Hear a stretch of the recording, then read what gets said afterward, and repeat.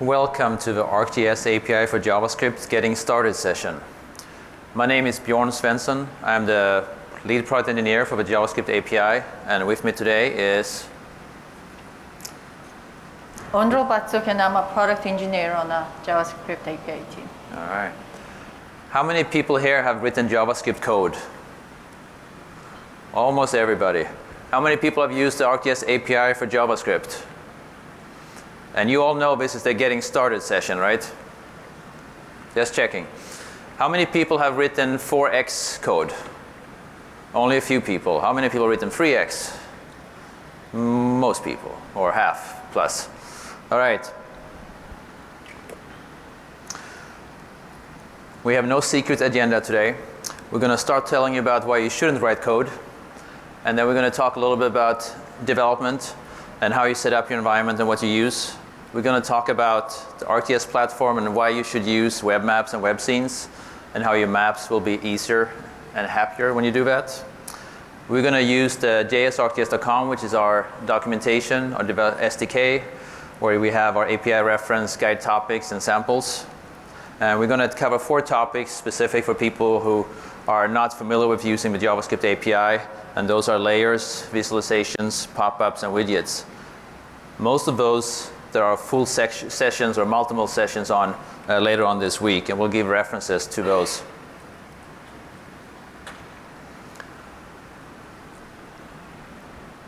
Don't write code if you don't have to. Esri provides a number of applications that you can use out of the box, or with minor configuration can set it up so that you like them. You're probably already familiar with the map viewer in ArcGIS Online on Portal. And as part of that, there's also presentations where you can create, based on a web map, basically it's like a PowerPoint presentations where each scene or each slide is a different extent or different set of layers or different pop-ups. You can also create web applications, either a template using one of the configurable apps, or using the web app builder. How many people have used web app builder? More than half. How many people have used configurable apps? Less people, but still some people. How many people use the embedded viewer? All right, almost nobody. I'm here to tell you that it's a really cool thing. What you see at the bottom of my screen here is an embedded viewer. When you go to ArcGIS Online, you click the share button. One of the options is for embedding it in a different web page. That's actually it's a whole application. So if you just want a simple application, that's something that's very useful. And if in this case I'm showing it with no options on at all, it also comes with more options. For example, you can have a search box, you can have the legend, toggle the base map back and forth. This is all using the embedded viewer. So this is one more of those options where if this is what you need, then you don't have to create your own applications.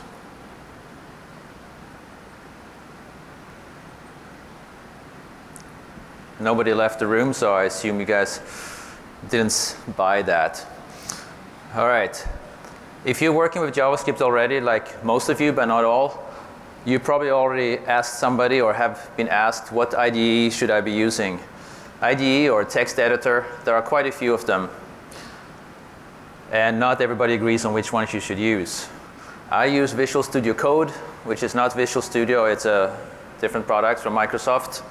Undral here uses Sublime. Some people on our team uses WebStorm, Brackets, Atom. There are many more.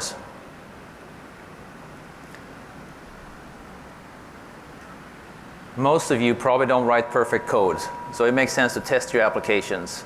Linting is one way you can make that possible. We're not going to talk too much about it now, but we'll refer to it in some of the other sessions. And I want to talk about 3 sessions that are coming this week. One of them is right after this one, where Renee and Jan is going to talk about the programming patterns and API fundamentals in the 4x API. That's going to be a very useful session if you want to work with the 4x JavaScript API. Another one that's one of my favorites is the tips and tricks for developing and debugging apps. It's going on right now, and there's also a repeat on Friday at 1 to 2. And if you're a geographer, and are a GIS analyst that are just getting started with JavaScript, I recommend the Thursday morning session about JavaScript for geographers.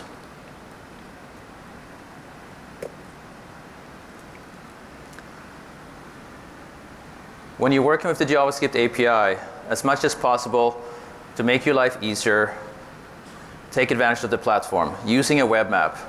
The web map is basically a document that contains which layers and base maps do you want to have, what pop-ups do you want to have, and how do you want them configured. How do you want to symbolize your data? All of this is part of the web map. By having it stored in the web map, you can have that same document being open in Pro, in JavaScript, in any of the apps and templates, or in runtime.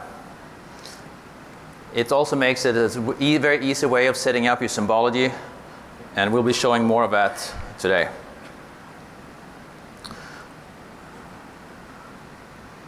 All right, let's go to use the JavaScript API.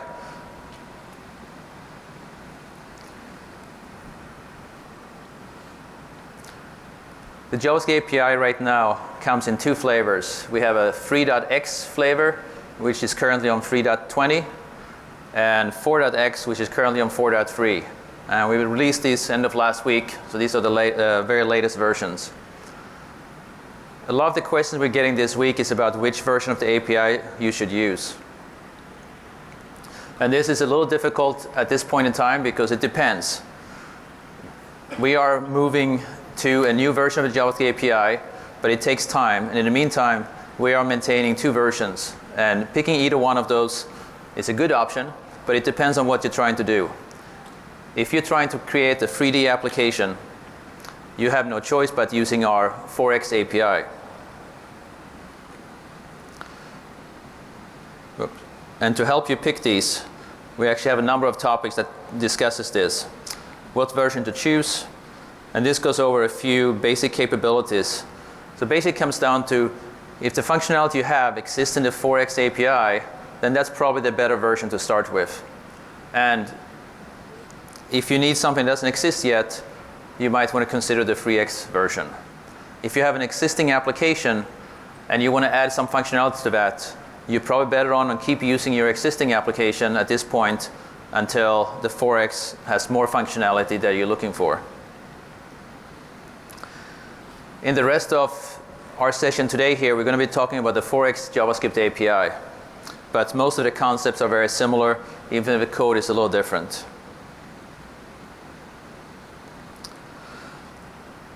In the documentation, we have our API reference. This is a place where I go every day and look at it. This is sort of our, even in the team, this is what we use to keep track of things, and this is what we use to find out how things are supposed to work. And most of the time, they work that way.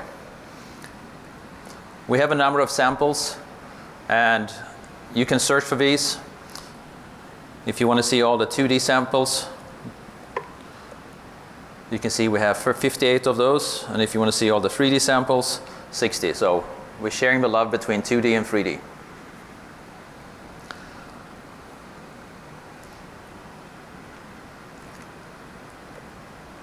Now, we haven't showed you any code yet, and that's what we'd like to do. So Undral is going to show you the hello world with the 4x API.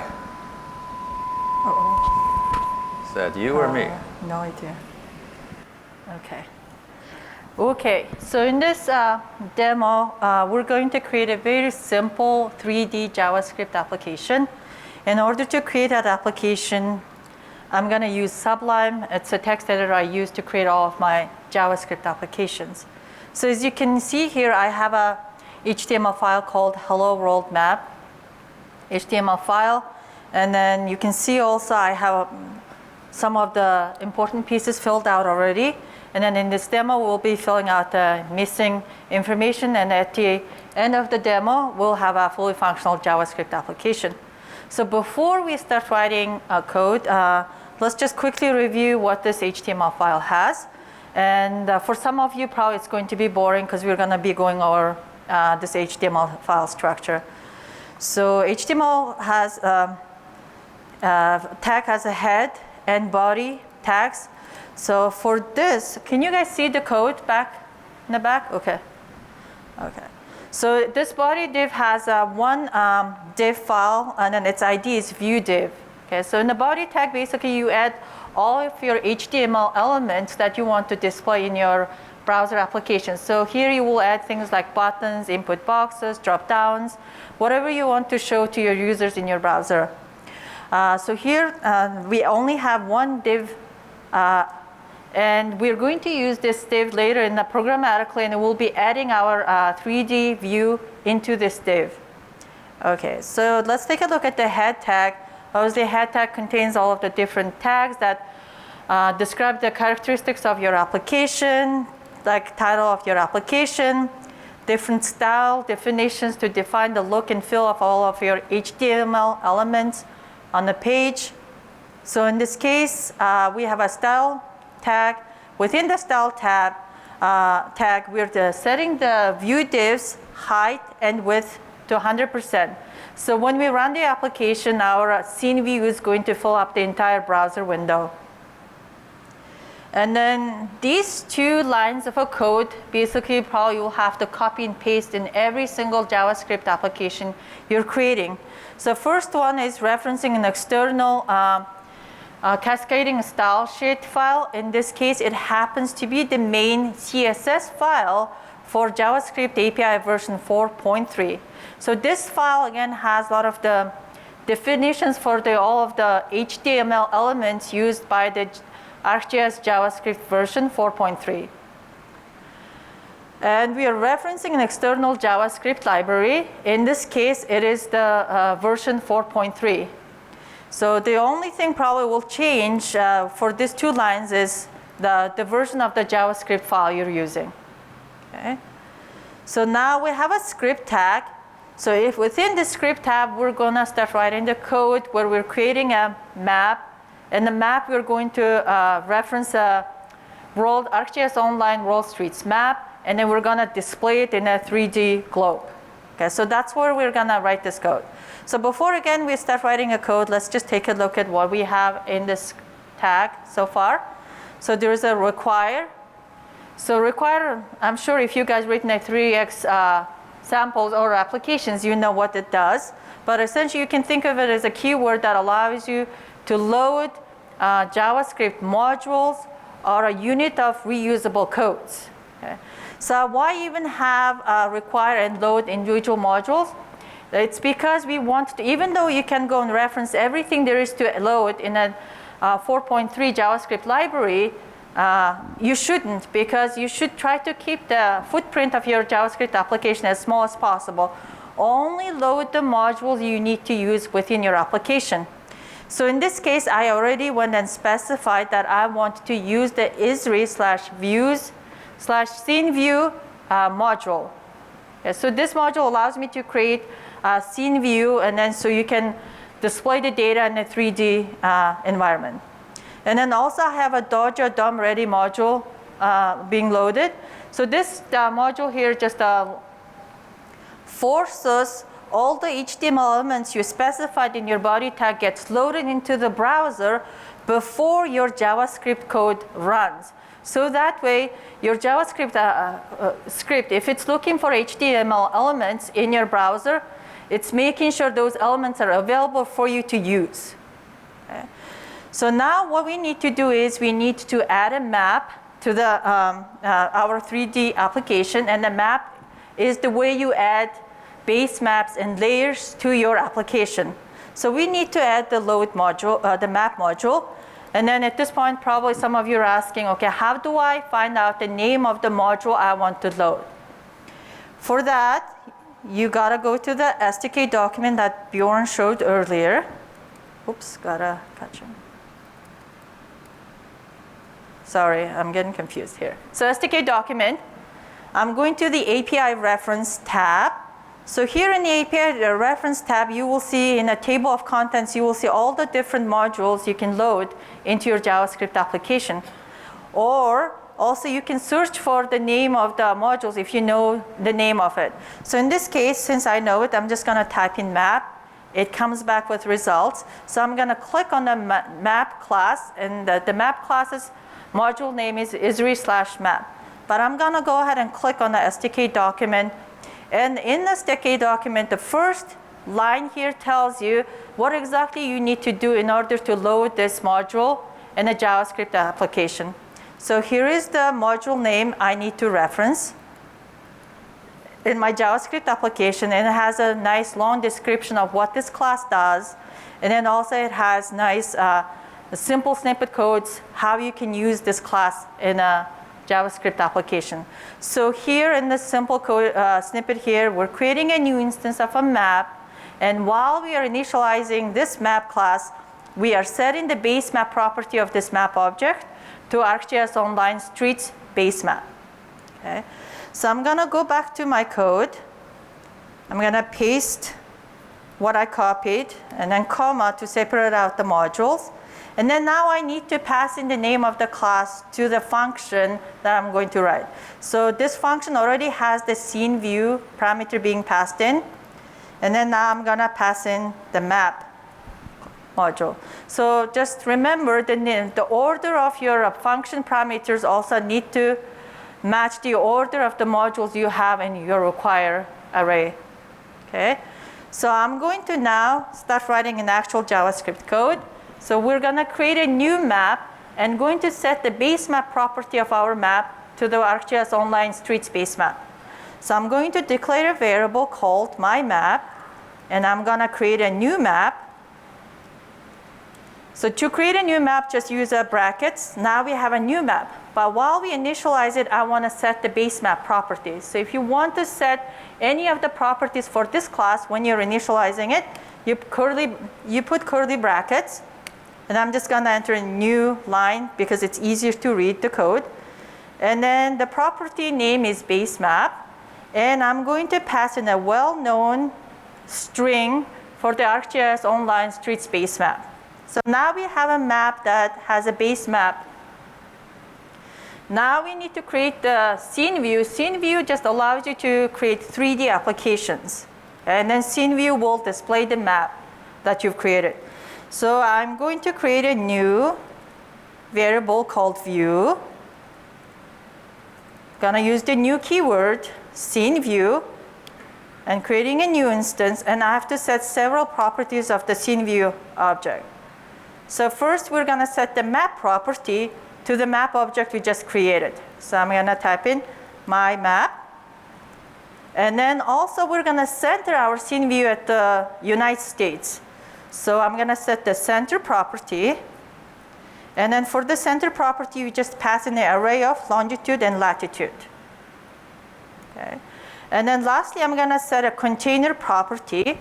So the container property tells the scene view where it needs to be displayed within a web browser. So remember the view div tab I showed you earlier?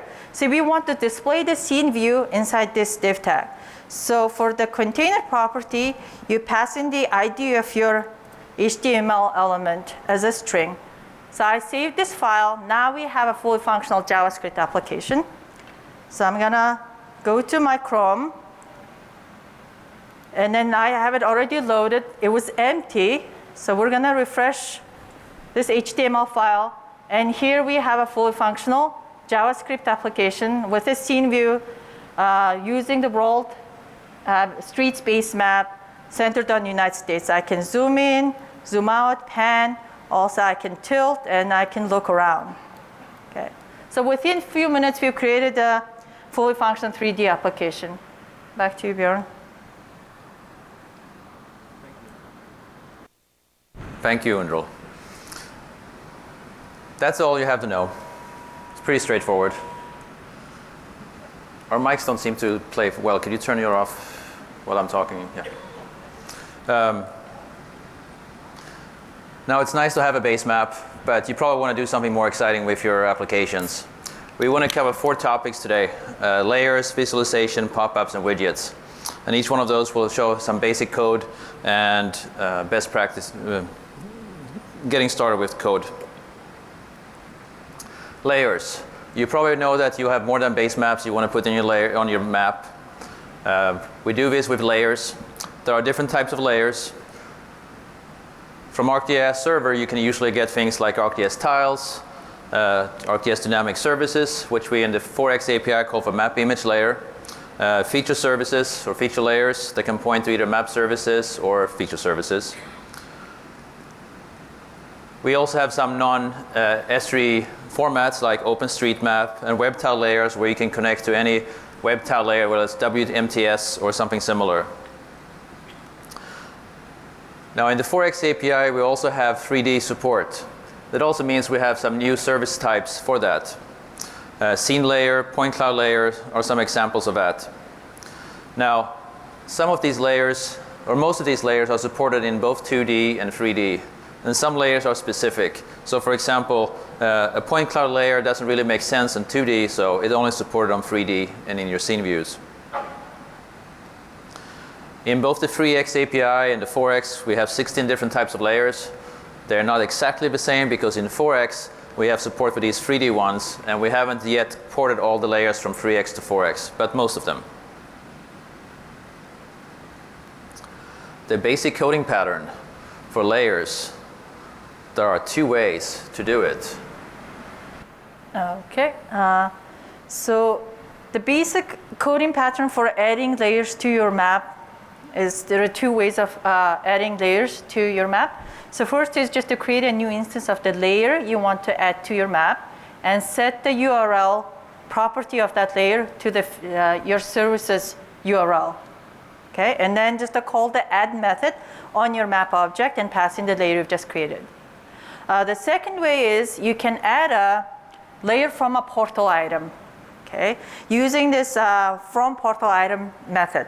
So we're going to show you how to use those in a sample. So in this case, I'm going to go to SDK. I'm going to go to the sample tab.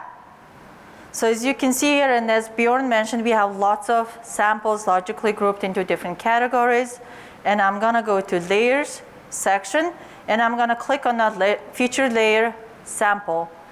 So the feature layer, every sample landing page has the live sample. And then also there's a little different descriptions associated with explaining what the sample does. And then also you can open the samples either in a sandbox or JS bin, which allows you to modify the source code on the fly and see the changes directly in the browser. Or you can just go and view the feature the sample live. So in this case, I'm going to open this sample in a sandbox. So in the sandbox on the left-hand side, you see the source code and then the interactive sample on the right-hand side. So again, it's the same old code. We're loading the modules. In this case, we're creating a 2D application because we're loading map view module. Okay? So when you want to show your data in 2D, you add the map view module. Then we're loading Esri layers feature layer module. Okay, so creating a new map view. Then we're creating a new feature layer. And then we're setting the URL property of this feature layer to this feature service. Okay, so now you have the feature service. Now we're calling the add method on the map object and passing in the feature layer. Okay, so just to show that this is an interactive application and you can modify the code, I'm going to comment out the section where we are adding the feature layer to the map. I'm going to refresh the application. Now you can see the feature layer is no longer available on the map because even though we're creating an instance of the new feature layer, we're not adding it to the map. So I'm going to uncomment that code line and then refresh it again. So if I go click on those features from the feature layer, you can see that I'm not getting any additional information associated with those features. Okay. So next, let's go ahead and take a look at how you can add a layer from a portal item. So I'm opening up another SDK sample out of the box in the sandbox.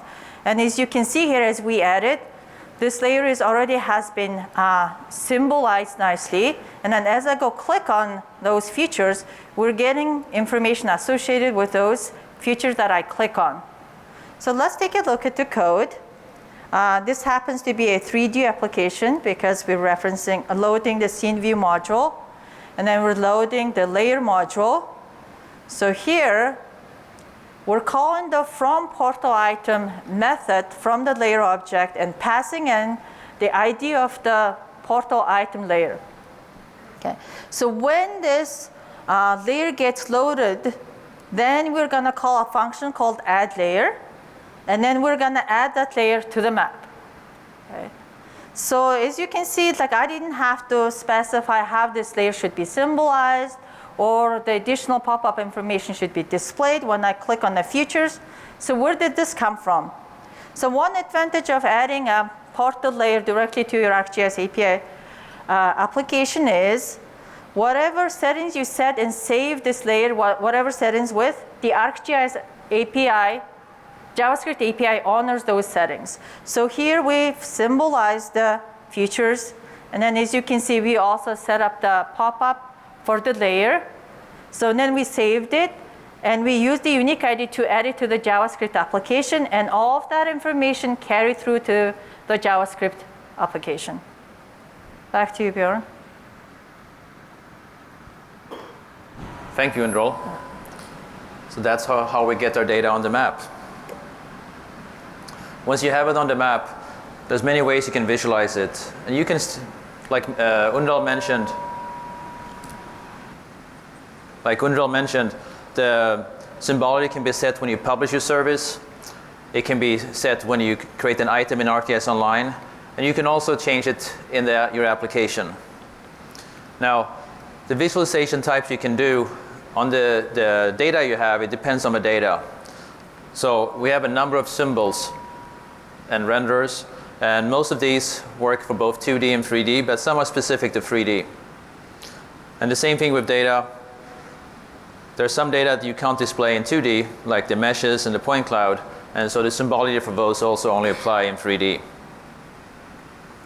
When you do apply your visualization to your features, you can do that in two ways. Either it's specific to an individual graphic, or more often probably you're going to do it on a whole layer. And the basic coding pattern is the same no matter which one you use of these. Okay. Sorry, there's a lot of switching. So in this demo, we're going to again show you a very basic sample that assigns a simple renderer to a feature layer. Visualization is such a big topic in itself, and after I finish talking, Bjorn's going to point out some of the technical sessions that are happening about visualization at this summit. Okay? So again, this is out of the box sample. As you can see here, we have 3 different layers: the major cities and highways and states. So as you can see, all the major cities are symbolized with the big red dots, and all the major highways have the same symbology, and same thing for the state boundaries. Okay? So we're going to take a look at how we're setting the renderer for the major cities. And once we learn how this renderer is set, the same concept is going to apply to highways and boundaries for this sample. So as Bjorn mentioned, essentially there are 2 different ways of assigning symbols to your features. First is to create the symbol you want to use and assign that symbol directly to the symbol property of your graphic on the map. But this is a less common way of using it. The most common way of symbolizing your features on the map is to set the renderer of your layer. Yeah, so in this case, we have a feature layer. So let's take a look at here. We're creating a new cities feature layer, and then we're setting the URL address. We know this already. And then also on top of that, we're setting the renderer property of our feature layer to this cities renderer object. So let's go take a look at how this is created. So if I go back up, here we're creating a new simple renderer. So because we are symbolizing every single feature in this layer with same symbol, we're creating a simple renderer. But for some reason, if you wanted to symbolize all of the cities based on its name, which probably isn't a good idea, then you can create a unique value renderer and then assign different symbols for each city based on their names. And then in that case, you would create a unique value renderer. But in this case, we're creating a simple renderer. And because simple renderer only gets one symbol, uses one symbol to symbolize everything, there's a symbol property. So we're creating a simple marker symbol. Okay? Because we're symbolizing point features, we are creating a simple marker symbol. Also, you can use different symbols like picture marker symbol and different symbols. So how can you find out what types of renderers there are or symbols there are? Consult the SDK document. The SDK document will go into the details of what types of renderers there are or what types of symbols you can create. So in this case, we're creating a simple marker symbol, setting the size to be 10, assigning a red color, and then we're assigning an outline. And it has a very wide outline and it gives you this like a red dots with a bigger halo effect. So notice that I'm not telling anywhere in this code that this is going to be a circle. The symbol marker symbol's default style is circle, but you also can assign different shapes like diamonds and crosses, so on and so forth. So now we've created the simple renderer. Then you go and assign that render to your feature layers renderer. Back to you, Bjorn. There's a lot of things that can be said about visualization. If you read the ArcGIS Online blogs, we've had a number of blog posts about smart mapping and visualization over the last year. But at the Dev Summit now, we have 2 sessions I want to promote. There's the 3D visualization with the ArcGIS API for JavaScript. That's tomorrow at 1 o'clock, just after lunch. And then on Thursday, just after lunch, in the room behind us, is the 2D visualization with the ArcGIS API for JavaScript. Both of those should be really good and useful. So we talked about layers, we talked about visualization, and we briefly mentioned about pop-ups. The main uses of pop-ups is to display information, and it's usually associated with a feature that's on the map already, and it usually comes from your layer.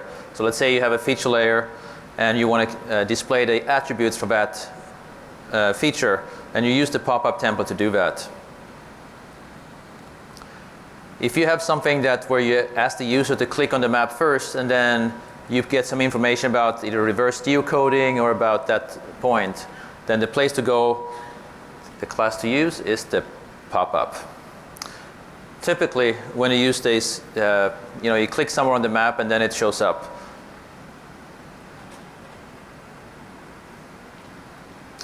Now the pop-up template is used as a template, a way of formatting the attributes that are already available in the feature that you have. And you can decide which attributes you want to show, how you want to display them. You can use some text, and it can be a paragraph or a sentence, or it can be a table. You can use some simple HTML markup to make it display. You can also display media, and that could either be a chart based on different fields in your attributes, or it can be an image that's coming from a URL that you have stored with your feature. You can also specify for your fields on how they should be formatted. You might want your text string, your number formatter to show how many digits you want to have, and you can use date formatter to show display in your preferred date format. Does the month come before the day, or vice versa? You can also display the attachments in your pop-ups. One of the nice things about the 4X API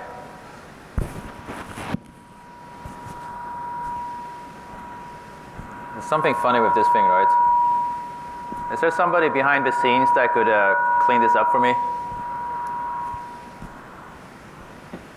Thank you. Maybe. As I was saying, magic is amazing. With the 4X API, we made it really easy to add custom actions to your pop-up. So let's say that you want to allow people to do something like create a geoprocessing or send an email once you click on the pop-up. You can do this really easy in the 4X API. Now the information for displaying the pop-up can come from different ways. So the web map is one way where it can be stored. It can also be stored with the layer, like we saw in the layer example before.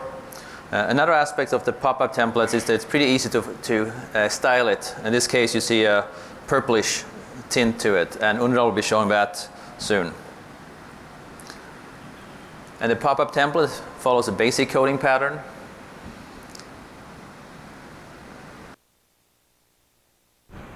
Okay. So in this demo, we're gonna, again, take a look at another out-of-the-box SDK sample that creates a pop-up template for this feature layer. So if I go click on a feature layer, again, the pop-up template is being displayed, and this pop-up template is being set programmatically in the JavaScript API. Okay. So let's go take a look at how this is being done.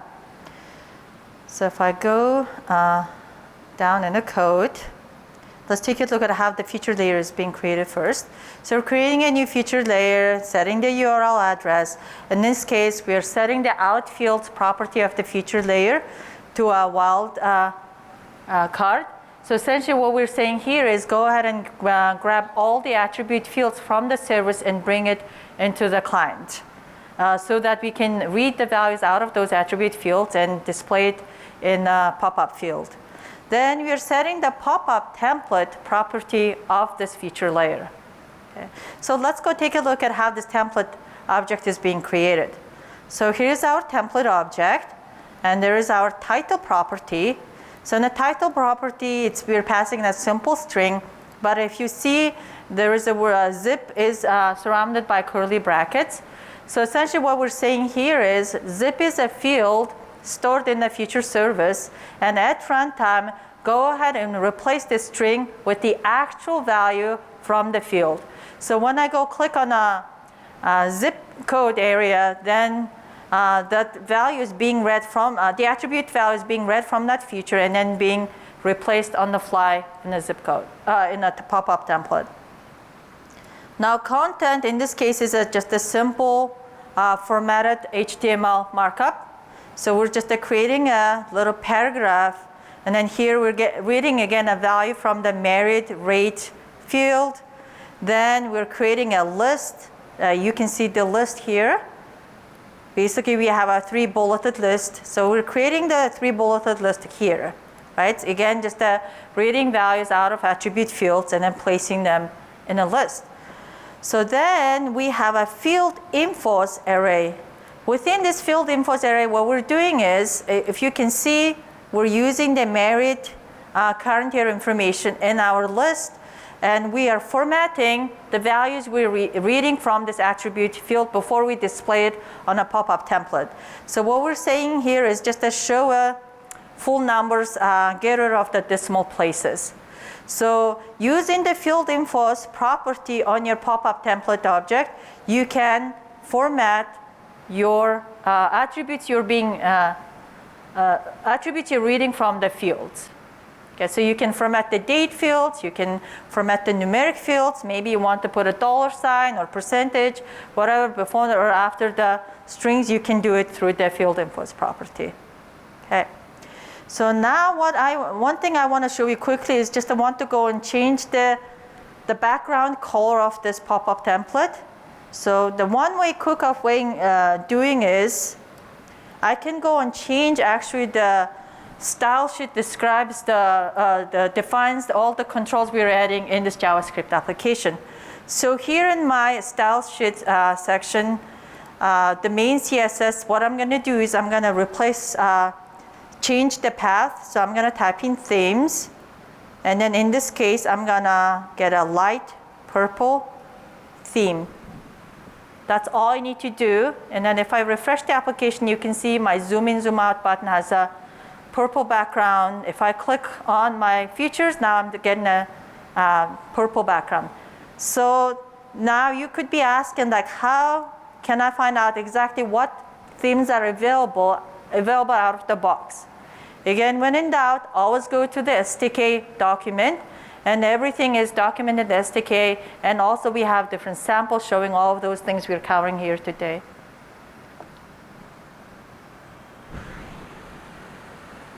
We've talked about layers, we talked about pop-ups, and we talked about visualization. All of these are parts and things that can be stored in your web map. What I want to talk about now is something that's not usually stored it cannot be stored in your web map, but something that's part of your applications anyway. And those are widgets. Now, the JavaScript API provides a number of widgets out of the box. They usually focus on one or more tasks. For example, the print widget prints. Some of them are things where you have to input different options, like the print widget or the search widget. Some of them are mere buttons where you zoom in or zoom out or go back to the initial extent. We use these widgets across our own applications. So the ArcGIS Online map viewer, the web app builder, the configurable apps, they all reuse a lot of widgets. And so we try to make those in the API, and then they can be reused against the Esri application as well as your own applications. When you open up the map view or scene view, it comes with a number of default widgets. And the scene view has a few extra ones for 3D navigation. In the 4X API so far, we have the base map gallery, the base map toggle, the layer list, legend, print, scale bar, search, and a few other widgets. In the 3X API, we have more widgets, and those are being ported to the 4X API as well. The basic coding pattern for widgets, it's very consistent. Yep, no, he's correct. So in order to add a widget to your application, you need to create a new instance of that widget, and then go ahead and add that widget to the view. And it applies to every single widget that are available out of the box. So again, I didn't, like as you can see, I didn't write any of the codes. I keep going back to the SDK samples that already exist on the SDK page. In this case, I'm opening up a layer list widget. So the layer list widget is just a list widget that allows you to toggle the visibility of layers in your map. So let's go ahead and take a look at how we're adding this layer list widget. So in order to add the layer list widget, you need to load the layer list module. And in this case, we're creating a scene view and adding a web scene ArcGIS Online item to our scene view. Then what we're doing is, one thing I failed to mention is if you're gonna add a widget to your application, you always have to wait for your view to finish its loading. So to make sure that your view is initialized and ready to be used, you call the then method on your view. Okay? So once the view is initialized within this view, this is the function that we're gonna call when the view is initialized. Then I'm creating a new layer list and setting the view property of the layer list to the view so that this layer list knows which layers to display. So it's associated with this view. Then you call the view as a UI property. On a UI property, you call an add method, pass in the widget you just created, and tell the UI where you want to add this widget to.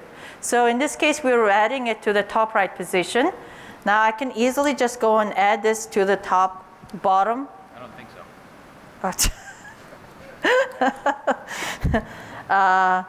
The bottom right. Thank you. I'm going to refresh it. So now my layer list has been moved to the bottom right position. Okay. So again, you may be again asking yourselves, like exactly where can I place the widgets when I go and edit? Again, even though I'm not showing it to you in the SDK document, it is documented in the SDK. Okay.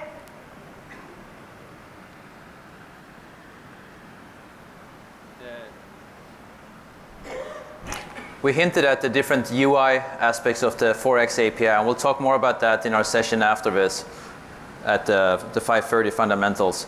But basically, it allows you to put things in the different corners. You can put the number of widgets in the top left or top right, bottom left, bottom right. And if we have a lot of requests for it, we'll consider the top bottom as a new feature enhancement. There's a number of sessions about the widgets and the UI aspect of that. Customizing the ArcGIS API for JavaScript widgets is about using the existing ones and customizing them. That's sort of the introduction. That's Wednesday, tomorrow at 1 o'clock. If you want to create your own widgets, then we have a session for that. And that's on Thursday morning, 10:30. And then there's a deep dive on how some of the widgets that we've created, how those were made and created. And that's Friday.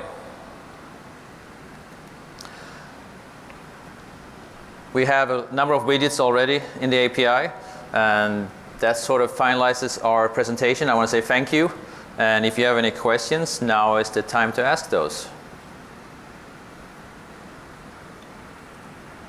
All right. For all of those who want to ask questions in private, no hands? All right, here we go.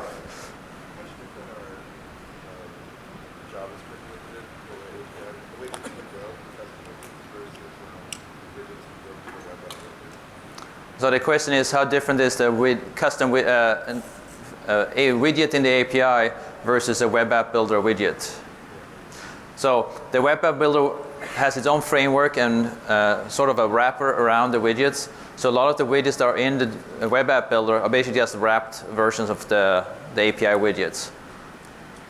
So it's based on the same widgets and then reused. Any more questions? Where? Go ahead. There.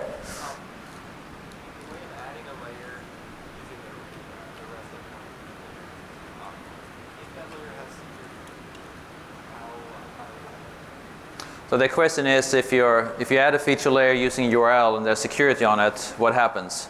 You get prompted to log in. So in the most basic use case, if you don't specify anything else, you'll be prompted for a username and password. How often will that happen? One time things per session? The follow-up question is, how often does that happen? I'm pretty sure it only happens once per URL or per endpoint. So we basically realized that you've tried that one, it failed. We're not going to give you any more. I mean, once you get the the login things, you can try that until you get tired of it, if you don't remember your password. But if you close that one and then try again on that layer, it's not going to be working until you refresh your browser.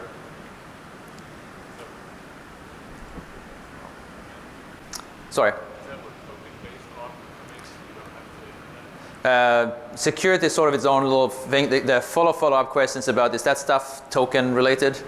And yes, I guess is a short answer. Question in the back?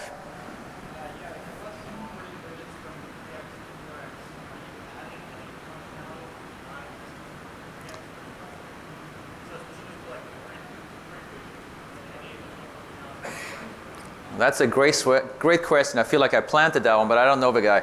The question is, when you ported the 3x widgets to 4x, did you do anything?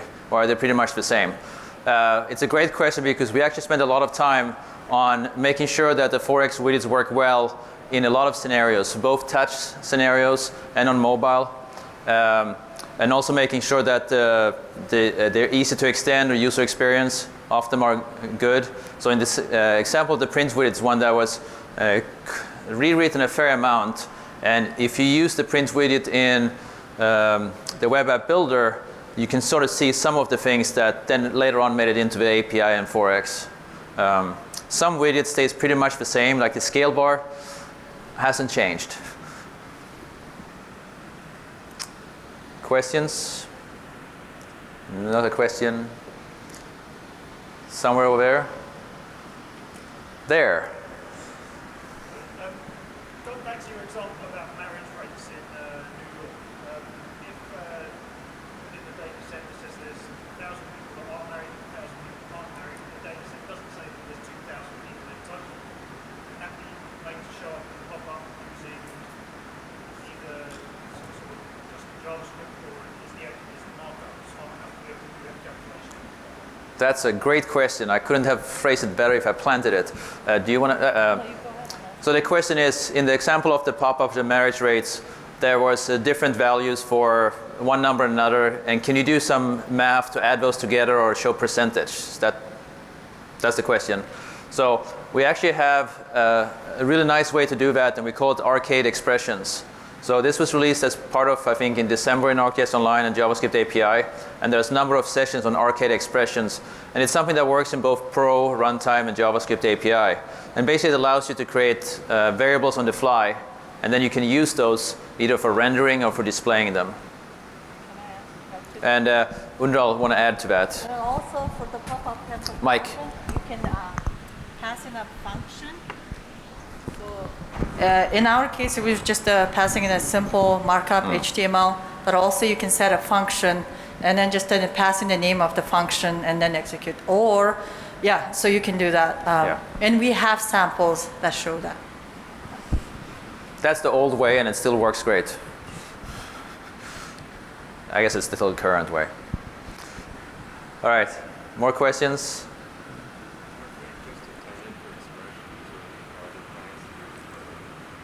The question is Arcade only intended for expressions, or are there more plans? Is that right? There are more plans. That's it. All right. Thank you very much for coming.